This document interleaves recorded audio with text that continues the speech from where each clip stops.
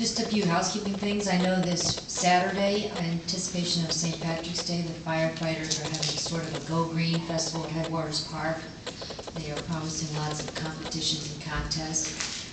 Also, the Allen County Solid Waste District, along with the City Biosolids, will be opening, if they haven't already opened, on Lake Street to accept debris, as you know, except for my side of town. The city has finished cleaning up after the ice storm. So I'm sure they're going to get to it soon, but for those of you who still brush your debris or going forward when composting materials or anything else, that's where you can get it on Lake Avenue at that site. I had a call yesterday from a citizen who lives on Central Drive in the 6th District because of standing water in her backyard, more like a flood in her backyard.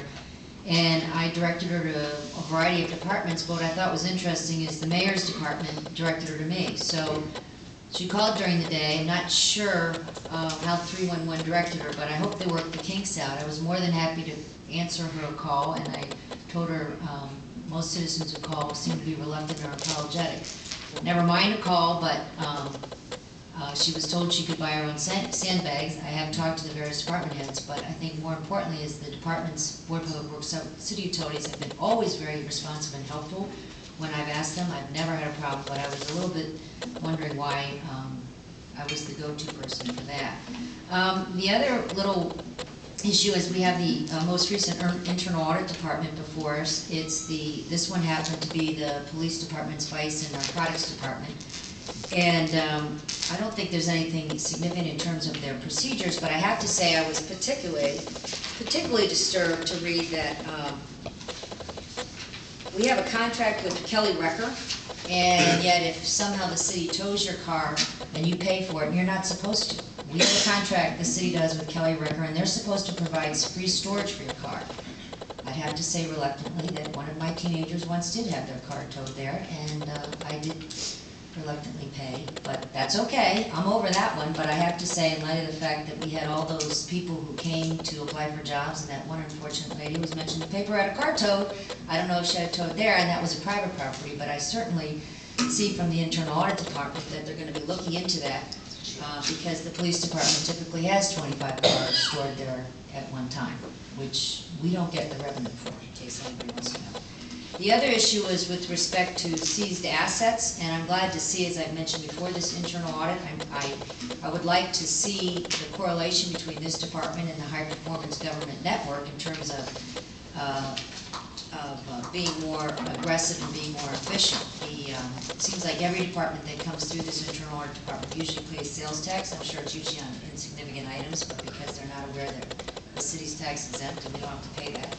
So I always look forward to reading these, and there are a few things about keeping track of drug tips for the drug house, things like that they're not always thorough on, and usually there are processes in here and how they're going to fix that. So that's always welcome to see as well. One more thing, when we're talking about leadership, and I'm sure most of the council have received multiple letters and phone calls and emails on the gambling issue. Now it's out of our hands, so to speak, in the referendum. I have to say, I was not happy to, I know the question is now who would pay for it if we have it. I was happy to hear the governor say that as far as he's concerned, there won't be a referendum, because I think there were too many open issues. And I think that we let the cart before the horse, I guess, is the thing. I think that in an issue of that importance, we do need some leadership. I think someone needs to stand up and say what we're looking for and why we want it. And we didn't have that. We know we have all kinds of things in town, like the poker palaces. I know the pull tabs are back in individual bars, so we're kind of straddling the fence. And I think until our leadership says why we want it, what the revenues anticipate to produce, and what we're going to do with it, I don't think we should move forward for it. And I'm particularly disheartened when I hear that we might have a referendum that could cost the taxpayers thousands of dollars, when we're talking about not having a particular interest pay for a gambling referendum, because of course then it would look one-sided. But I don't think any citizen, right or wrong on the issue, one side or the other, pro or con, wants to pay for an extra special election for that. So I think it's, no matter how you feel about it, I think it's something that we need our leaders of the community to take a stand and let us see why we need to go forward with this. And just as a note, I have to honestly say, in my year on this council, I've never done this, but I have never been so dismayed by the lack of information by our president signing that embryonic stem cell research bill yesterday.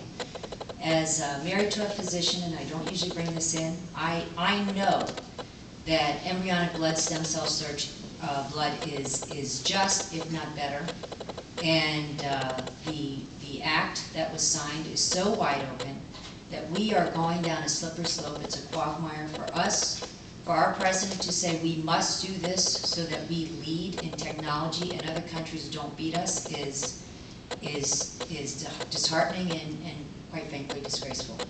That is not an area where I want our country to lead. So I was most disappointed. The coverage was so one-sided from those who think that this is going to have people walking in a year, and it's not.